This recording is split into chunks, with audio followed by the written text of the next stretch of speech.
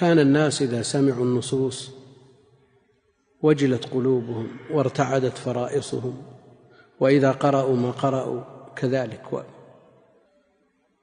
أما الآن فالناس يشاهدون ويباشرون هذه الفتن، وتجدهم في لهوهم وغفلتهم وإعراضهم عن الله جل وعلا. فما الذي دهى القلوب؟ وما الذي غطاها وغشى على العيون فتشاهد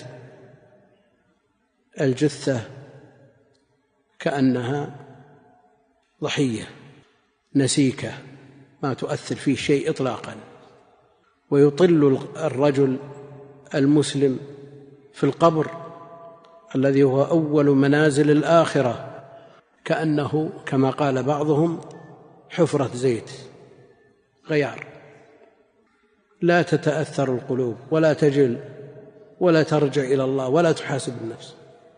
كلا بل ران على قلوبهم ما كانوا يكسبون.